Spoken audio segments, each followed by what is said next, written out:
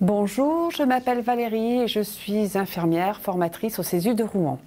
Nous sommes réunis sur ce tutoriel pour évoquer ensemble la prise en charge de l'arrêt cardio-respiratoire chez l'enfant jusqu'à 8 ans. Nous allons évoquer comment procéder pour prendre en charge correctement et efficacement l'arrêt cardio-respiratoire chez l'enfant jusqu'à 8 ans. La première chose est de reconnaître l'arrêt cardio-respiratoire. Chez le jeune bébé, pour petit rappel, la première chose que vous allez observer, c'est qu'il est atone, c'est-à-dire tout mou, ne respirant pas ou anormalement. Et dernière chose, il va se cyanoser, donc il va bleuir très rapidement. Pourquoi ? Parce qu'il a une petite capacité respiratoire et de fait, petite capacité respiratoire, rapidement vous allez observer une coloration bleutée. Ça, c'est la première des choses. Qu'est-ce que je fais ? Quelle est la première chose à faire dès que je reconnais l'arrêt cardio-respiratoire chez un enfant ? Vous criez à l'aide, très très important.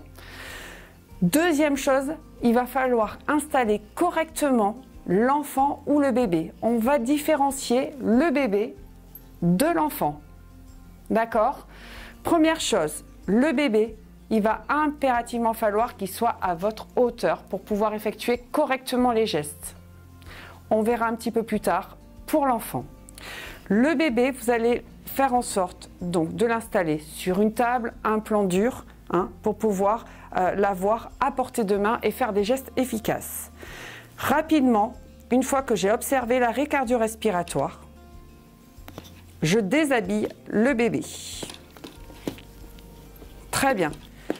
Une fois que ça s'est mis en place, il va falloir très rapidement pratiquer des insufflations. Pour rappel, chez l'enfant, la majorité des arrêts cardio-respiratoires sont d'origine respiratoire. Et quand bien même ça n'est pas respiratoire, leur petite capacité respiratoire fait qu'il faut rapidement apporter de l'oxygène. Comment est-ce que je vais m'y prendre ? Il va falloir faire une libération des voies aériennes. Et pour pratiquer une libération des voies aériennes, les deux principes sont, premièrement, mettre la tête en position neutre. Première chose. Je mets ma tête en position neutre en appliquant ma main légèrement sur le front et en basculant et en surélevant le menton.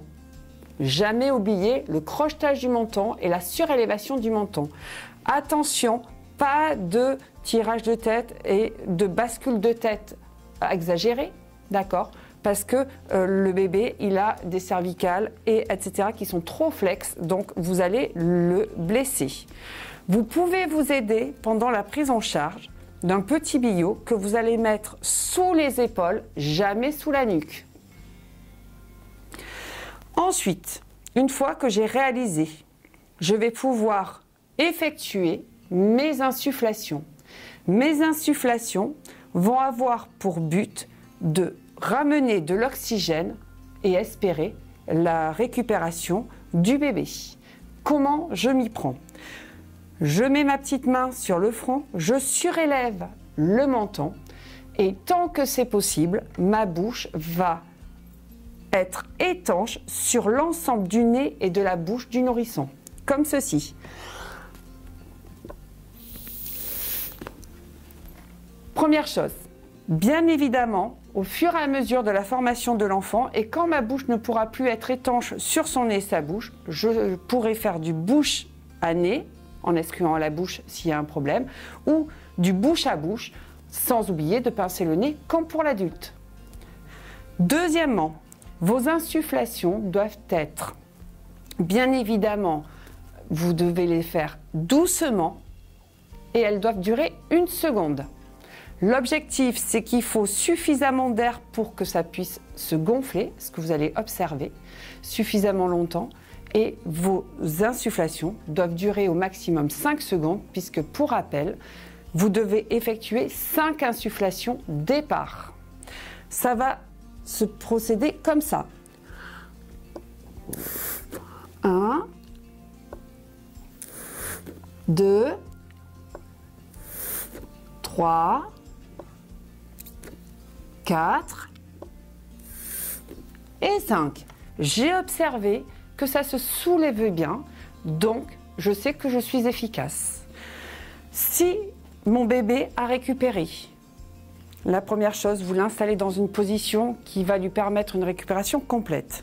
S'il n'y a pas de récupération, ça sous-entend qu'il va falloir que je passe à la réanimation cardio-pulmonaire. Je dois donc enchaîner avec les compressions thoraciques. Comment faire pour enchaîner avec les compressions thoraciques? Premièrement, correctement me positionner sur le thorax de l'enfant.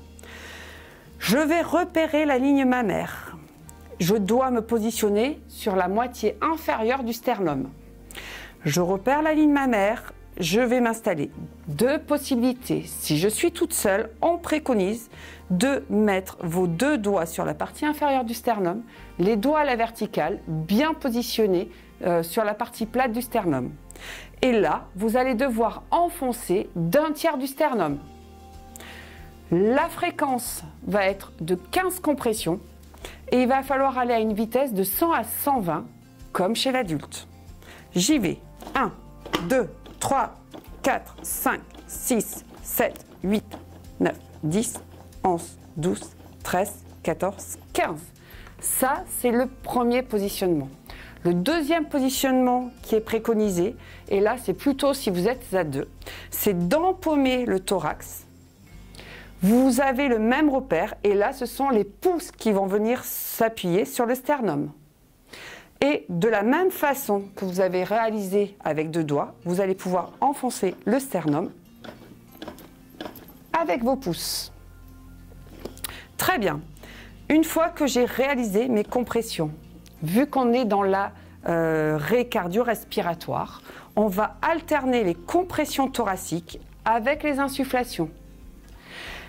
La séquence de soins, pour rappel chez l'enfant, est de 15 compressions thoraciques, d'accord, 2 insufflations par bouche à nez. Pour petit rappel, nous n'avons que demandé de l'aide. S'il n'y a personne qui s'est assuré d'avoir les urgences ou un appel médical, on vous conseille de réaliser 5 cycles de 15 compressions, 2 insufflations. Et s'il n'y a pas de récupération, de vous décider d'alerter le SAMU pour pouvoir avoir un renfort médical. Bien, nous allons passer maintenant à la reconnaissance de l'arrêt cardio-respiratoire chez l'enfant. Bien évidemment, à ce moment-là, je vais pouvoir effectuer le même type de reconnaissance que chez l'adulte. Je peux le secouer un petit peu, lui demander de me serrer les mains, d'ouvrir les yeux. Si tel n'est pas le cas, je vais pouvoir réaliser très rapidement des insufflations puisque je suis dans la même problématique. Qui dit jeune enfant dit souvent problème respiratoire. Donc arrêt cardiaque lié à une hypoxémie. Comment est-ce que je vais pratiquer? Là, beaucoup plus facile. Je vais mettre mon main sur le front, je n'oublie pas de crocheter et je vais pouvoir faire une bascule de tête en arrière et en surélevant bien évidemment, sa mâchoire inférieure. Très bien. Je peux ouvrir, vérifier qu'il n'y ait pas d'obstacle, d'accord? Et là, bien évidemment, je ne vais pas pouvoir englober son nez et sa bouche. Je n'oublie pas de bien pincer son nez et d'effectuer des insufflations par la bouche. Ma bouche est bien étanche sur la sienne et je vais pouvoir souffler. Mon objectif est de souffler suffisamment d'air, d'accord, pour lui apporter un petit peu d'oxygène. Et bien évidemment, il ne faut pas que ce soit trop fort. Alors j'y vais. 1, 2, 3, 4 et 5. J'ai observé le gonflement d'une part. D'autre part, j'ai respecté les 5 secondes, temps nécessaire et suffisant pour oxygéner correctement ces petits poumons. Même principe, je vais me mettre sur la moitié inférieure. Là, vous êtes tous d'avis, d'accord, pardon, excusez-moi, vous êtes tous d'accord que je vais avoir des difficultés pour enfoncer le thorax, d'accord, d'un tiers. Donc, ce que l'on préconise, c'est de mettre la paume de main. Je mets une paume de main, je me mets en équilibre et je vais pouvoir, avec mon poids du corps, enfoncer le thorax d'un tiers. Pour rappel, les compressions thoraciques sont au nombre de 15 et à la vitesse de 100 à 120. Même principe que pour le nouveau-né, pour le nourrisson.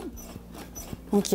Je vais alterner, si je n'ai pas de récupération après mes 5 insufflations départ, je vais alterner mes 15 compressions avec mes 2 insufflations. Voilà pour la prise en charge de l'arrêt cardio-respiratoire chez l'enfant jusqu'à 8 ans.